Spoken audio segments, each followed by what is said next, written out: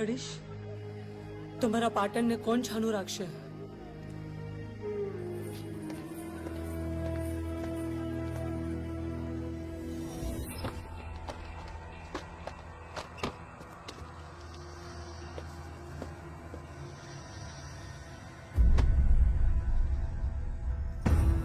પણ રાજપુરોહિત આ થયું કેવી રીતે?